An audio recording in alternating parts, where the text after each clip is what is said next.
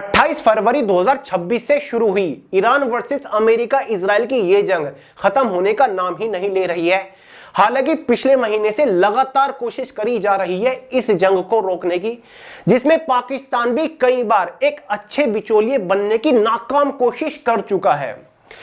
अब पिछले महीने से डोनाल्ड ट्रंप ने ईरान को आश्वासन दे रखा था कि जब तक इन दोनों देशों के बीच में कोई समझौता नहीं हो जाता, कोई डील नहीं हो जाती, अमेरिका और इजराइल की तरफ से ईरान के ऊपर कोई हमला नहीं किया जाएगा।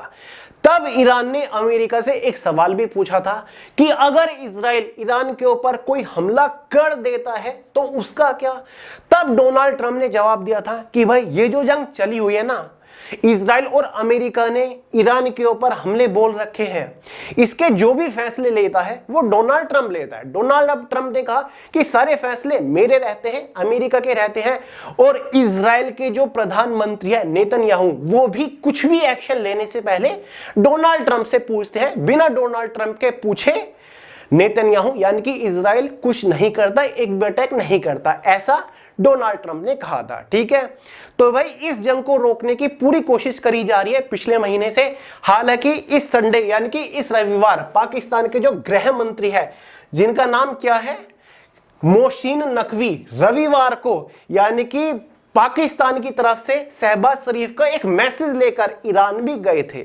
लेकिन हुआ क्या, उसके अगले ही दिन सोमवार को सुबह सुबह ईरान के ऊपर बैलिस्टिक मिसाइल से हमला कर दिया गया। किसके द्वारा? इजराइल के द्वारा। जी हां, जहां पर डोनाल्ड ट्रंप ये कह रहे थे कि जब तक दोनों देशों के बीच में कोई डील नहीं हो जाती तब तक इजराइल और अमेरिका की तरफ से कोई हमला नहीं किया जाएगा।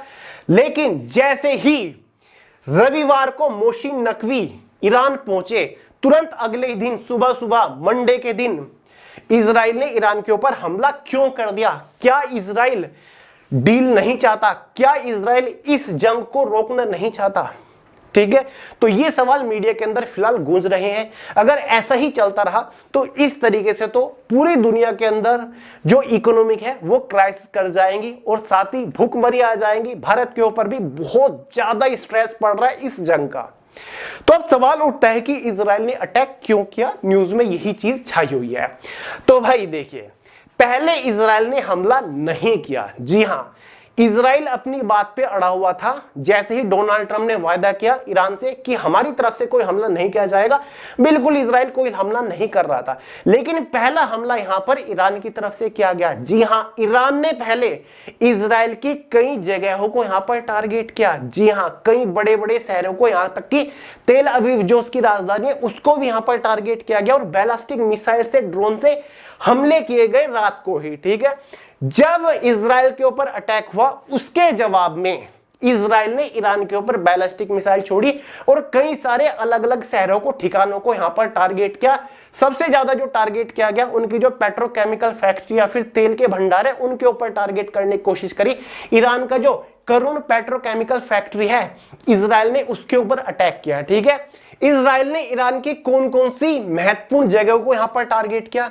इजराइल एयरफोर्स ने तेहरान, साथ ही इस्फान, तबरीज और पश्चिमी ईरान के कुछ दूसरे हिस्सों पर हमला किया। इसके अलावा इजराइल ने लेबनान की राजधानी बेरूत से भी बमबारी की। जानकारी के मुताबिक इजराइल ईरान पर एक और बड़े हमले की तैयारी कर रहा है। जी हां, कुछ खुफिया सोर्सेज के अकॉर्डिंग अपडेट निकल के आ रहा है कि इजराइल ईरान के ऊपर एक बड़े हमले की तैयारी कर रहा है। अब सवाल यह उठता है कि ईरान ने इजराइल को क्यों उकसाया? जब डील होने वाली थी, बातचीत चल रही थी, यहां पर पाकिस्तान भी नाकाम बिचौलिया बनने की कोशिश कर रहा है। पिछली 4-5 बार ऐसा हो चुका है कि पाकिस्तान पूरी कोशिश कर रहा है कि किसी तरीके से मैं क्रेडिट ले लूं, मैं इस जंग को रुकवा दूं।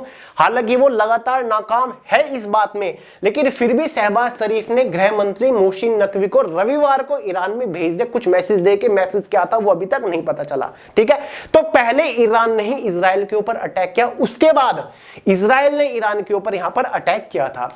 अब सबसे बड़ा सवाल यह है कि ईरान ने इजराइल के ऊपर अटैक क्यों किया? क्यों किया भाई? तो वो क्या, हिजबुल्लाह ग्रुप की वजह से। ठीक है, मैंने आपको कई सारी वीडियो में बता रखा है हिजबुल्लाह ग्रुप है क्या।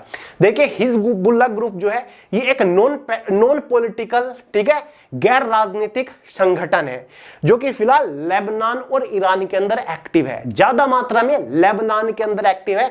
लेबनान क्या है? लेबनान इजराइल का एक छोटा सा पड़ोसी देश है। अगर आप यहां पर वर्ल्ड के मैप के ऊपर नजर डालोगे तो ये जो है हमारा मिडिल ईस्ट आपको दिख रहा है, ये सीरिया, ये इजराइल आपको दिख रहा होगा, और ये यहां पर लेबनान है, यानी कि दोनों देश आपस में जुड़े हुए हैं। ठीक है, तो लेबनान के अंदर ये जो हिजबुल्लाह ग्रुप है ये एक्टिव है, एक संगठन है जिसकी स्थापना 1982 में हुई थी। देखिए ईरान के अंदर जो ज्यादा मात्रा में मुस्लिम बसते हैं तो वो शिया मुस्लिम बसते हैं वहां पर, और लेबनान ग्रुप जो है ये भी शिया मुस्लिमों का एक गैर राजनीतिक ग्रुप है जिसका 1982 में स्थापना हुई थी। ठीक है, अब हिजबुल्लाह का जो मतलब होता है ना अरबी भाषा में, इसका अर्थ होता है ईश्वर का दल या फिर खुदा की पार्टी। तो इन्होंने अपनी एक पार्टी बना रखी है, इसको कहते हैं कि खुदा की पार्टी, अल्लाह के द्वारा बनाई गई एक पार्टी है। हिजबुल्लाह की स्थापना 1982 में लेबनान में गृह युद्ध के दौरान इजराइल के लेबनान पर आक्रमण का विरोध करने और शिया मुसलमानों को एकजुट करने के लिए की गई थी। ठीक है, तो हिजबुल्लाह ग्रुप की स्थापना 1982 में इसलिए करी गई थी ताकि जितने भी शिया मुस्लिम है उनको एकजुट किया जा सके। 1982 के दौरान लेबनान के ऊपर इजराइल ने कोई अटैक वगैरह किए थे, ठीक है, उस अटैक के विरोध में इन्होंने हिजबुल्लाह ग्रुप बनाया। आज हिजबुल्लाह ग्रुप इतना ज्यादा स्ट्रॉन्ग है जिसकी कोई हद नहीं है।